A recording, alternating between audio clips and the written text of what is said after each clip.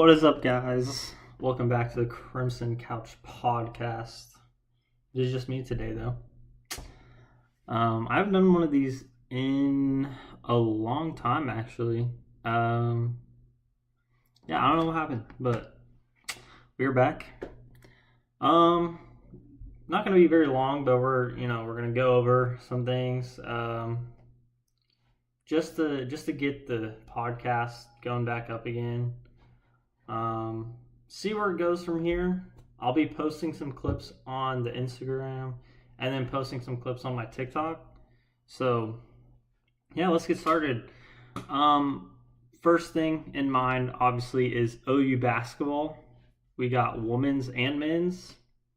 The men's team, unfortunately, is on a 6-game losing streak, which is a very big issue if we want to even try and get to the tournament, because as of right now, we would probably have to win out. Meanwhile, the women's team just beat South Carolina at home on Thursday night, which was a huge win because South Carolina is ranked number 2 in the country. Chavez had 26 points. She had 15 in overtime, I believe. So very good for the women's team there. Excited to see where that team goes, how far they can go in the tournament. They've got a lot of great players. You got Chavez, Verhulst, Sahara Williams, obviously Beers, and Van's newer onto the scene. Her sister actually played at OU, graduated last year. That was Skylar Van. I might have to look that up. But yeah, we got Zyvan. She's really good. Believe she might be either a sophomore or a junior. But yeah, about this OU men's team, unfortunately, they did lose to Missouri today, and you start asking some questions about the legitimacy of Porter Moser. As we know, we have, out of the 4 years so far, this is obviously the 5th, but the 4 years, he's made the tournament once with this team. In general, just with OU. Obviously, he had huge success with, Loyola Chicago, them making the Final Four run. But OU on their 6-game losing streak, losing to Missouri in overtime. Big concerns right now. Don't know with this new athletic director. Questions on if he should let him go middle of the season. How that all works out. Still trying to get his foot in the door with figuring out all the athletics. Obviously, Josie's helping him out with that. But yeah, this men's team's got to figure something out quick. Pack had a good game. He had 25. Xavier Brown had 19. Darian Reed had 12. But outside of that, it was pretty mediocre play. Just as a group, lots of turnovers, I believe. Let's see. Well, it felt like a lot. It looked like sloppy basketball. Again, Missouri also had to send up 2 prayers, one to get it to overtime, and the second to actually win in overtime. So Missouri also didn't play that great. Both teams shot mid 40%, which was actually pretty good. But yeah, 12 turnovers, not terrible, but if you were watching this game, it looked a lot more sloppier than what this box score shows. So big questions, don't know how they're going to figure it out. But if Porter Moser wants to keep his job, even just during the season, yeah, he's going to have to figure something out, because the more you can't go on a 6-game losing streak and be like, yeah, I feel comfortable with my job. I know for a fact he is currently thinking, all right, if I don't win games, I'm out the door.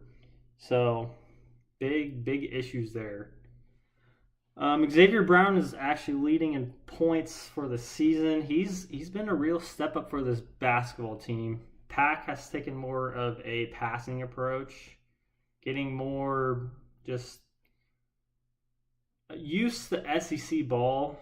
I think one big issue is the SEC plays a lot more defensively. He was shooting like 50, 40, 90 club before SEC play. His numbers have dropped a little bit. He's dropped in 3 points per game.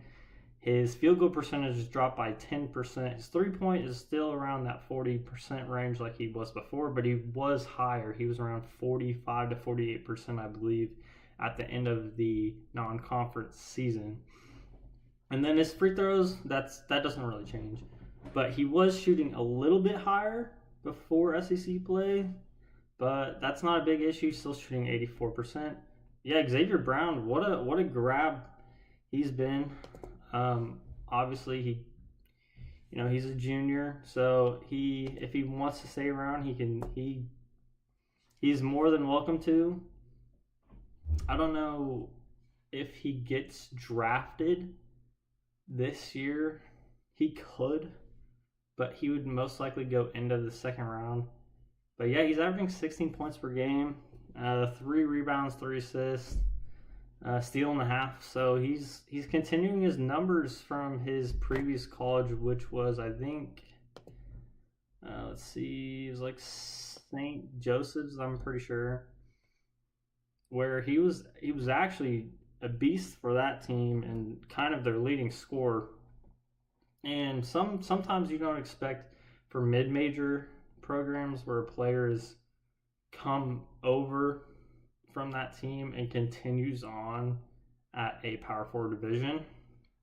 But he doesn't mind the competition at all. He's actually taken a step forward ever since SEC play started. I believe he's averaging 1.5 more points per game than previously. If we take out his splits, actually, let me just double check. It doesn't show splits on the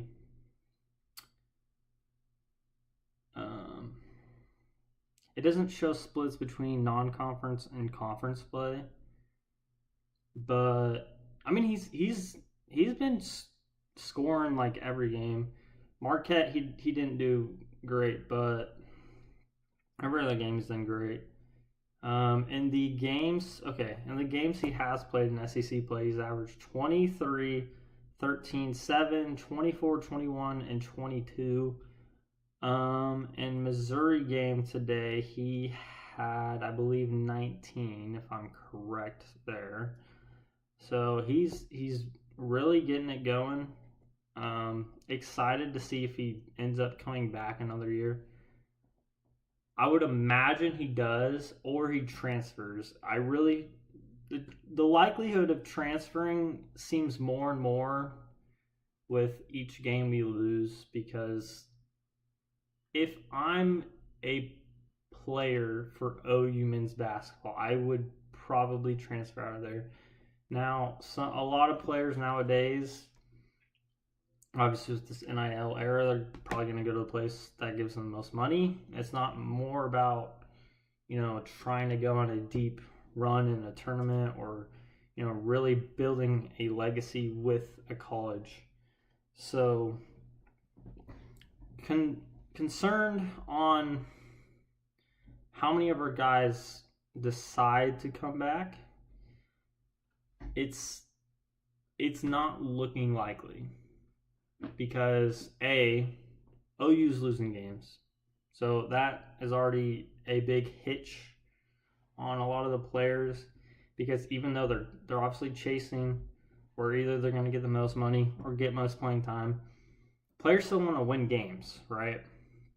That has not completely gone away. It's gone down, but it hasn't gone away. So players like Nigel Pack, who actually is will probably go to the draft, or try to go to the draft this upcoming offseason. If I can double check. So let me just pull up like I said, Nigel Pack's averaging 15 and 3 assists. But I believe he's a senior. Well, I know he's a senior. I believe he can't play anymore. Yeah, because it's a 6th year. One of the last year he got the injury, which helped him, and then he got COVID year, I believe. Let me just double check.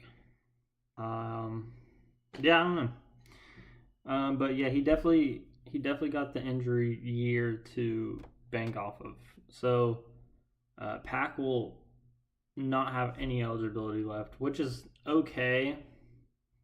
We've got some guys that can step up for sure. Pack has been a great piece for us so far. Like I said, he's averaging almost 50, 40, 90 club. So excited to see where his career goes if it goes to the NBA.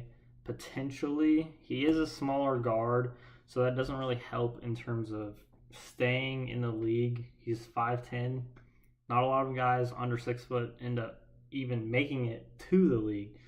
So if he ends up getting drafted somehow, it'll be a huge accomplishment. But he's got to hit a level in these next games that just jump off the charts, because 15 points per game isn't exactly eye-catching if you're a 6-year senior. That teams aren't going to be like, oh my goodness, he's averaging 15. If you're a freshman, that's a different story, but he's not a freshman. So interested to see where he goes. Been a great addition, of course.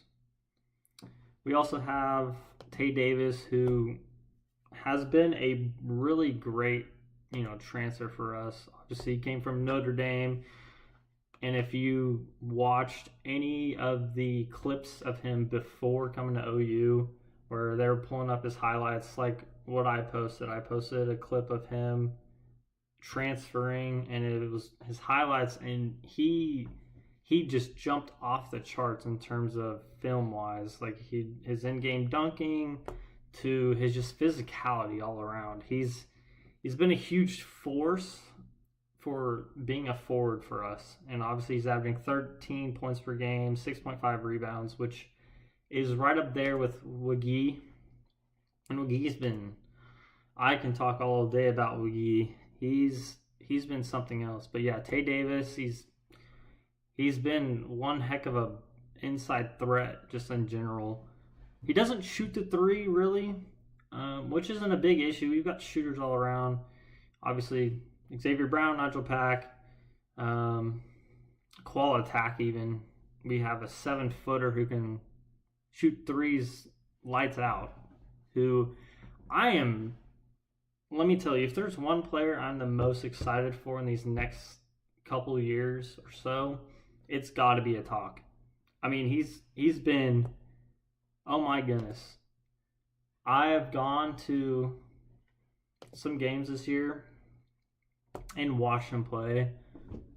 I've filmed some games too, and he is, let me tell you, he doesn't play much, but when he plays, he is a spark plug off the bench. There was one game this year where he had like 20 points or 18, I believe. And that was actually the first game of the year. We were at 18. And then he had 24 against Mississippi Valley State, which was, that's just insane. You don't really see much of this just explosiveness from a freshman who's a near 7-footer at the same time, where he's absolutely lighting up the 3-point. Excited to see, how many minutes more he gets throughout the years he plays, hopefully for OU. If not for OU, we'll see where he goes after that. But if he does return to OU, it will be one heck of a sight to see for him to be, hopefully, either he's going to continue being like the sixth man off the bench, or he's going to get that starting role once Tay Davis ends up leaving for potentially the NBA draft, or he ends up transferring. We still don't know, because Tay Davis is a redshirt junior. He did redshirt his freshman season. So we are a little curious where he decides to go after this season. But yeah, really excited for Qual Attack. He can score inside. He shoots around 70% from 2-point area. Shooting on like a 3 for 5 clip inside when he does play a lot of minutes. 3-point, he's averaging like 40%, which you don't hear that. You don't hear that out of a freshman big man. But yeah, man, I could go on and on about a talk. But like I said, I could also go on about Wagi, because even though he is on the smaller side for a senior, I wouldn't say smaller, but he's 6'10", which most seniors in the NBA nowadays are at least 7 foot. But he's been a really great presence. I'm telling you, for him being smaller than most NBA big men, he is one threat on the rebounds. He's kind of that glue guy down low, where he can score inside, he gets your blocks, he rebounds, and that's your preferred big man. Hopefully, just a guy that is a traditional big man rather than ones that are, really trying to just space the floor, whether that's like a Chet Holmgren or even like a Domantas Sabonis. He's more of if there's one player I would compare him to in the NBA, I'm not totally sure. I would love to say Joel Embiid, but he's not that level. But he is pretty good, so we will end up seeing if he, ends up going to the league after this year, which would be phenomenal. I would love to see him get there. He's been a great player for the last 2 years for us. So if he can go to the league, it'd be huge. But yeah. So, someone joined. Hold on. Am I crazy? Hello. Nope, no one joined. Hold on. Never mind, guys. I don't know where I heard that from. But yeah. Obviously we got Darian Reed, who has been a pretty good pickup from Alabama. He was a freshman last year, and pretty sure he was a 5-star coming out of high school, and then a 3 or 4-star transfer. So he is also a pretty big piece just in the down, paint presence. He's done a lot of good things for us this year. He's shooting. He needs to shoot a little bit better inside. That is one area he could get better at. But he's still been a great player for us. He's good at spacing the floor too. He's shooting at around a 33% clip on the year from 3, which is, it's always great to shoot mid-30s for a bigger guy like him. So, anything helps there. OU this year has been a lot better on the 3-point area rather than previous years, where there has been some years OU hasn't been as great from 3, but this is one of those years where they've been able to get that more under control. The only issue is defensively, OU is unfortunately near the bottom in terms of SEC teams in general. So that is one thing that has always been a struggle, at least this season. No matter who we've played, if I can pull up the numbers here, we let up 83 to Gonzaga, 105 to Nebraska, which was heartbreaking, 71 to ORU, 74 to Marquette, 86 to Arizona State, 76 to OSU, which is not bad. But then SEC play, and it tumbled, man. It tumbled so bad. 83 to A&M, 96 to Florida, 83 to Bama, 85 to South Carolina, and then obviously 88 to Missouri today. And I believe it was like 83 going into overtime. If I'm correct. No, it was 81. Both teams had 81 going into overtime. So I don't know what to do, what OU should do about that. Moser's got to figure out some sort of defensive game plan, because you can't go from 11-3 to 11-9 and expect, I'm just going to go the same game plan from previous games. That's no. You can't expect. What's that one saying where they say,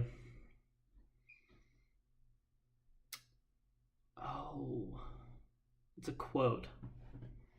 I'm blanking on the quote.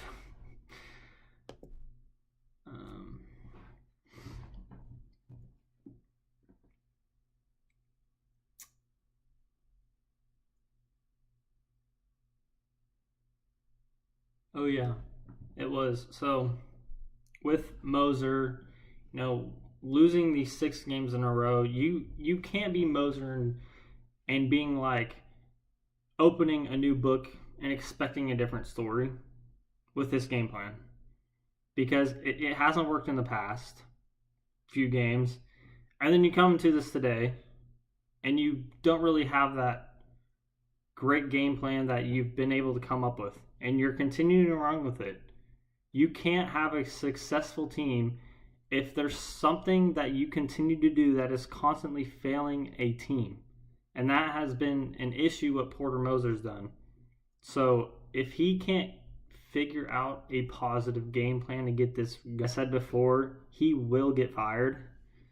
And he's got around 10, 15 games left to figure something out, or else it's out the door. So, yeah. That's pretty much it for OU men's basketball. We will head over to the women's side. If I can pull up some of the numbers again.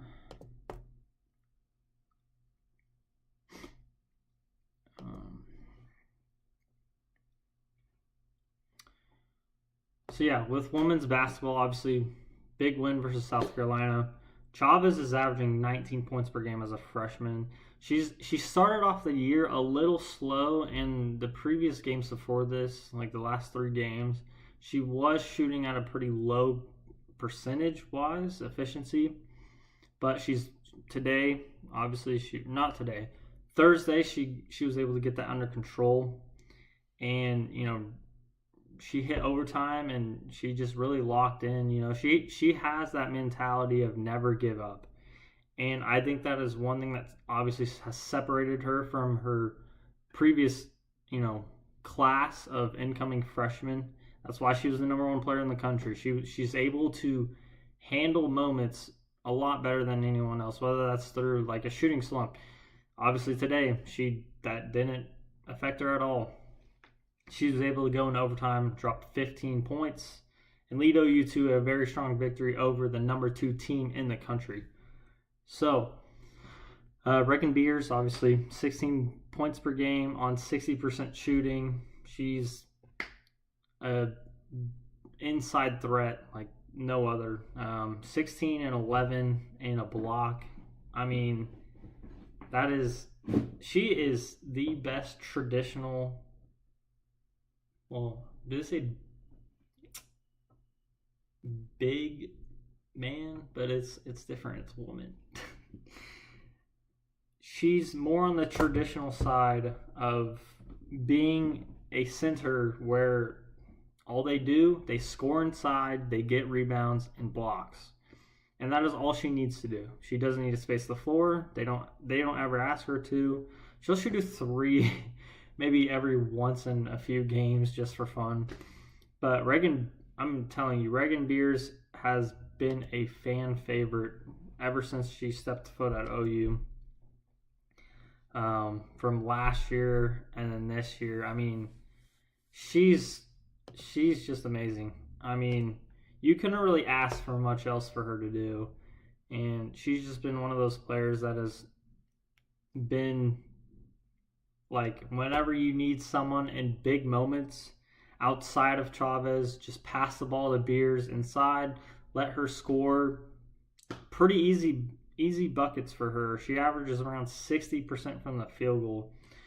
So she's been amazing. And then obviously you got Peyton Verhulst, who's been back. She's had a bit of a down year so far.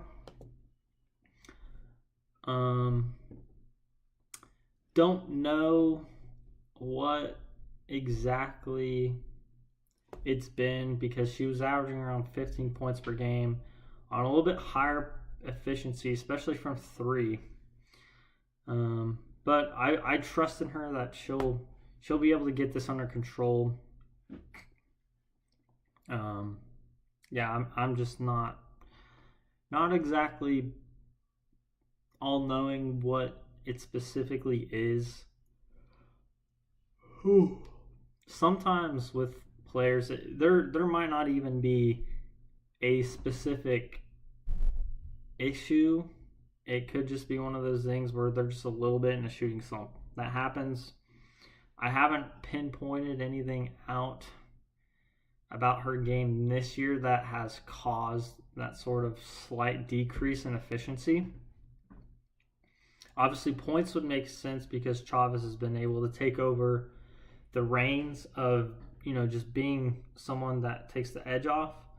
But yeah, I mean, just a little something to look at. Not too concerned there, but excited to see, hopefully if she's able to get that under control. So then we go on to, of course, like I said, Zaya Van, who's been a great step up for us this year. Following kind of in her sister's footsteps with being that smaller guard who just looks to pass the ball and get a lot of steals, and that is exactly what she's been able to do. She shoots the ball pretty well. She's even good like on layups. She's been good at that.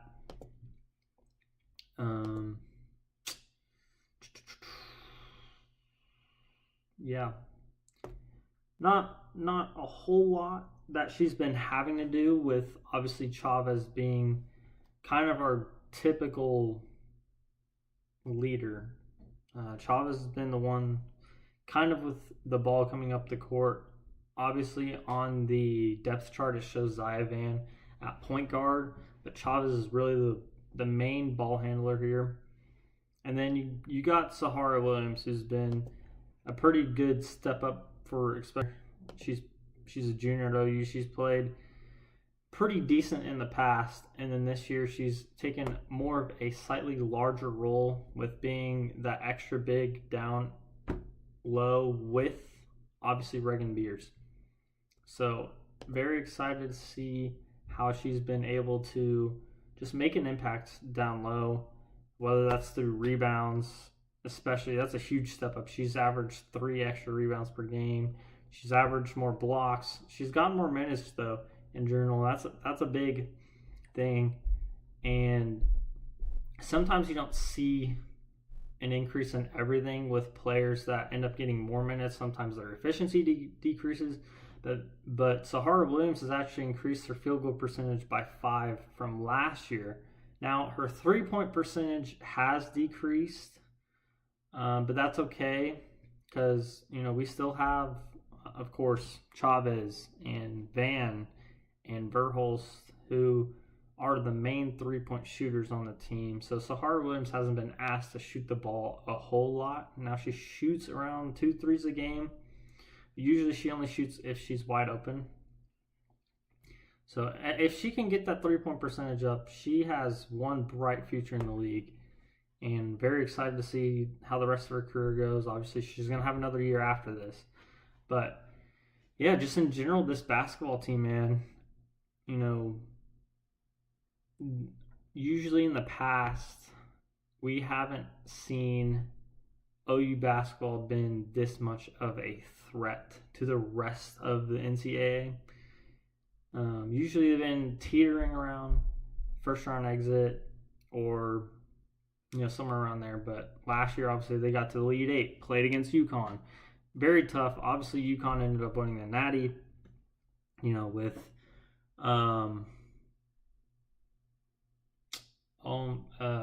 Paige Beckers. So pretty hard going up against the best player in the country. Not exactly easy to do. She just was able to really get around a lot with this OU team, and then obviously they went on to win the national championship. So, but pretty big things. Obviously, beating the number 2 team in the country just proves there's not a team where you can't beat, right? OU's proved that now. I think that it's the number 1 team in the nation. Is it still? I might be wrong. Is it still Iowa State? No, because they lost to Baylor.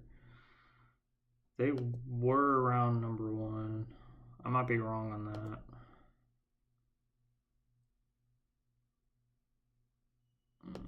Let's see rankings. No, it's UConn again. So Iowa State fell a lot. Wow. Okay. That's okay. That is okay. I haven't paid a whole lot of attention to the rankings of women's. I know Iowa State was up there at one point before their loss to Baylor. Okay, yeah.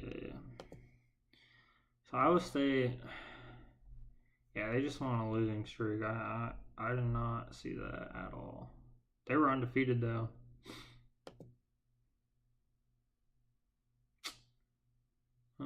It doesn't. Okay, that's okay. I was gonna try and look up their ranking.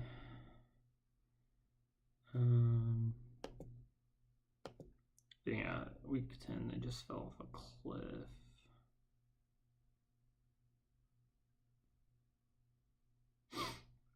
Texas is still up there. Even though I'm pretty, am I correct? Didn't OU beat Texas? Or is that wrong? OU hasn't played Texas. I am wrong. OU hasn't played Texas at all.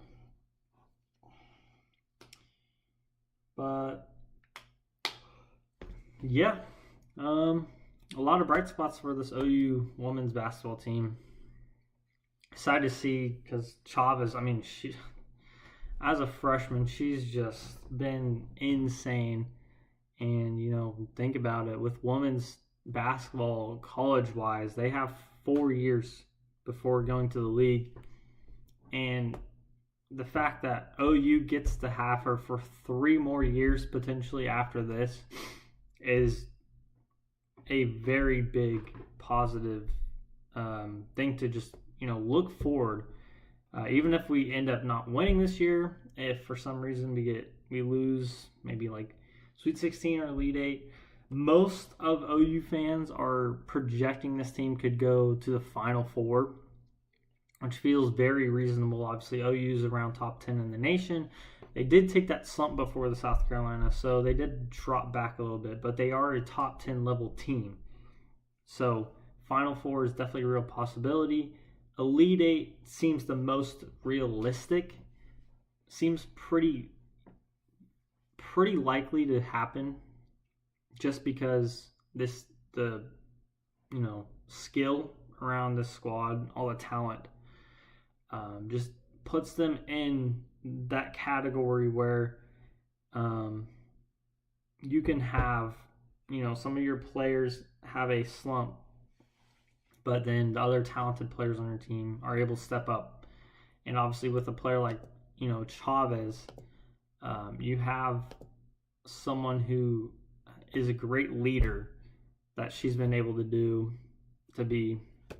So definitely excited to see where this team ends up going for the rest of the season and just in the tournament in general. Seeing if a championship is possible. And that is something that I believe men's and women's basketball has not been able to do ever. So if women's basketball can do that, that'll just be another milestone checked off in OU sports in general. And that would be the last cherry on top for Josie here at OU, because after, I believe at the end of this school year, Josie will of course be handing over the reins to the new athletic director. So, and I've got to remember his name. New AD at OU. Yeah, Roger Denny. That's right. So excited to see where Roger Denny takes us for the years to come, with just in our programs in general. Seeing if men's especially can take an extra leap. A lot of OU fans are hoping Roger Denny ends up firing Porter Moser for his first plan of action. So, but he is currently the vice president, or he's the co-vice president, because Josie helps him get accumulated to OU athletics first before stepping down technically. But obviously Josie is retiring. So, not much else left to say. Obviously, women's softball and men's baseball are coming up here soon. OU came in with the number 1 recruiting class in the nation. They have a lot of girls returning. So excited to see where they end up going, at least this year, because losing in the semifinals last year kind of stung just a little bit. Not a whole lot, because OU softball has been just insane. I mean, an absolute dynasty. Winning 4 straight, winning 8 total in terms of the last 25 years. So, yeah. Men's baseball, a lot of good things to look at in terms of the baseball team. They didn't do a whole lot last year. Made the tournament, but ended up getting bounced. Witherspoon, Kyson, just a phenomenal pitcher for us. Excited to see what he does in the league.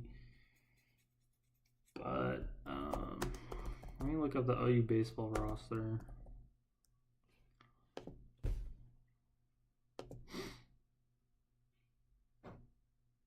Oh yeah, okay. Let's look at Jason Walk. I want to go OU baseball depth chart.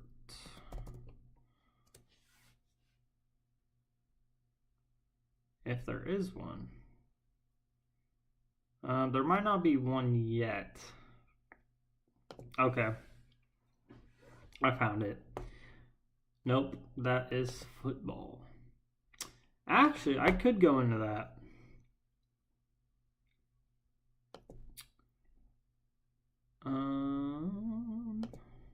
So there is this page. It's called Stormin and Norman. They have come out with a way too early Oklahoma depth chart prediction after transfer portal has settled down. We have, of course, John Mateer projected to be the starter, Bo Bentley the backup. Xavier Robinson is projected to be the running back. Blaylock still there. Don't know who the third string will be, but we'll see. That's not a big issue because those two players just in the backfield are great additions to this football team. So obviously you got Satania returning, you got Trell Harris, you got Parker Livingston, you got a few pieces like Elijah Thomas and Jermichael Carter. You have I'm trying to think because we did have some wide receivers transfer like carry on. There's another player I'm blanking. Emmanuel Choice. He's a big sneaky piece that I think a lot of people overlook as well. And then tight ends, I'm really excited for our tight end group. Obviously, you got Jason Witten, tight ends coach. I mean, what else can you ask for? Obviously, Jason Witten, a Hall of Famer for the Dallas Cowboys. He had a great it was like 12-year run as a tight end. Has the third or fourth most receiving yards by a tight end in history. He's up there with receptions as well. But yeah, our tight ends, you got Hayden Hansen, you got Rocky Beers, who's the brother of Reagan Beers. So that was a huge thing that we were able to transfer over because of that brother-sister connection there.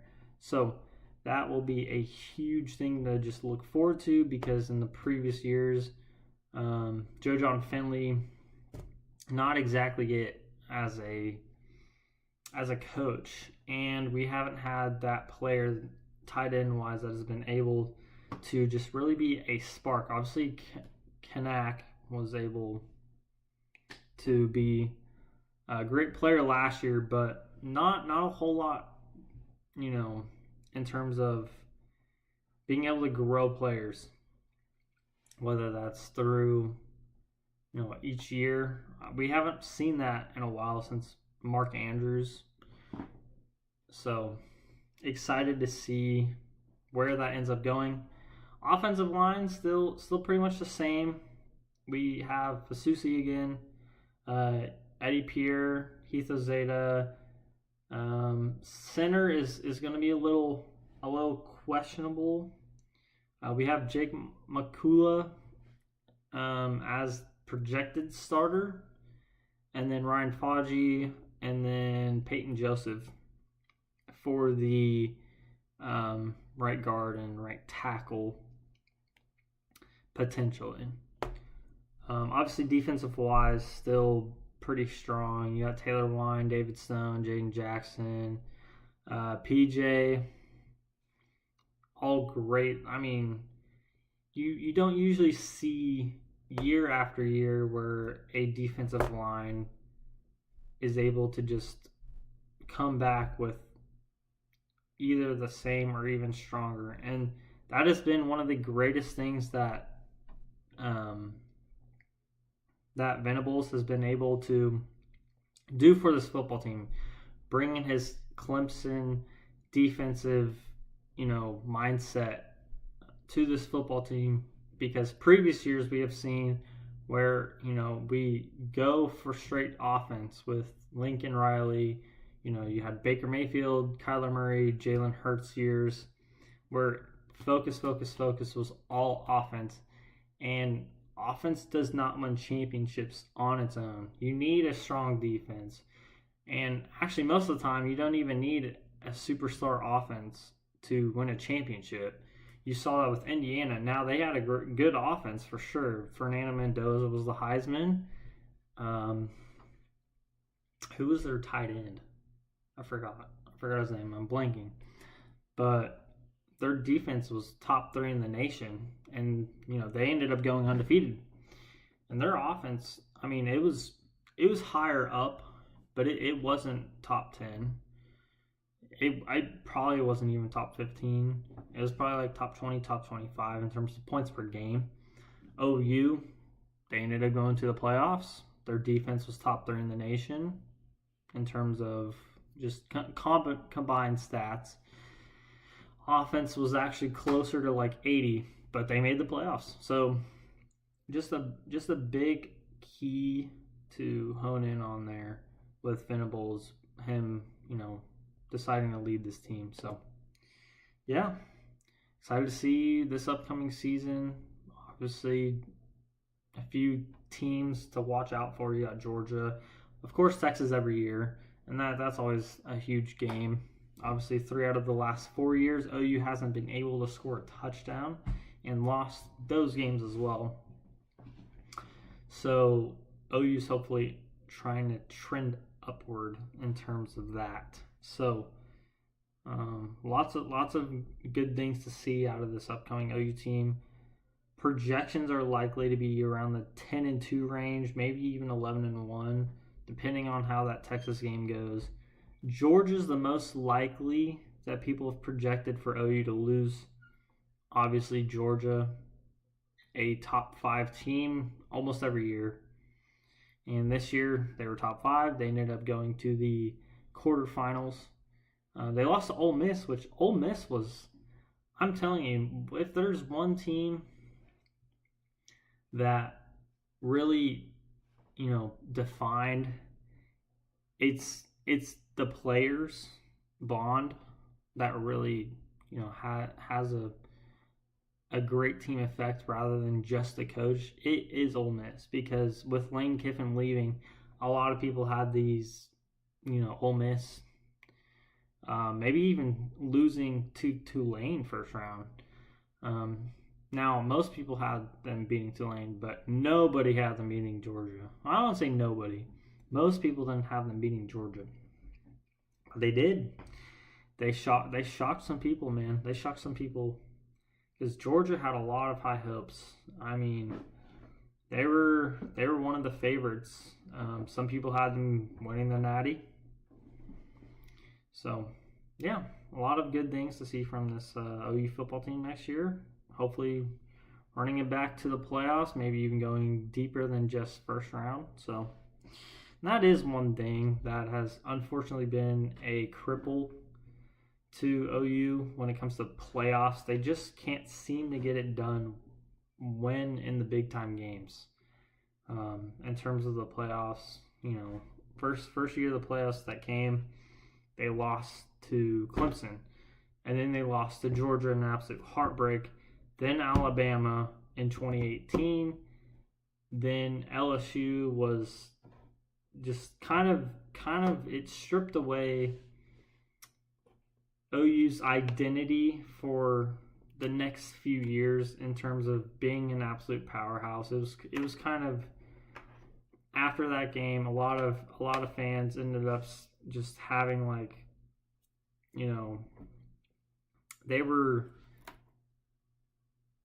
they had some questions on whether OU could ever win a Natty, and it looked pretty bleak for the next few years until obviously 2025, where OU ended up making the playoffs again, and then of course ended up having an unfortunate heartbreaker against Alabama again, where had a 17-point lead, same as the Georgia game, and ended up blowing it, lost by 10. So hopefully some improvements just on mindset when it comes to the playoffs, and maybe Venables can just figure out what is one thing that all these championship teams have done in terms of the playoffs that have been able to carry them over the hump. So big questions for that, but other than that, pretty excited for OU football season coming up. So that'll do it for the end of this podcast. Hopefully to get things going again. I'll have the rest of my crew hopefully in the next podcast going forward. But yeah, see you guys later on the Crimson Couch Podcast.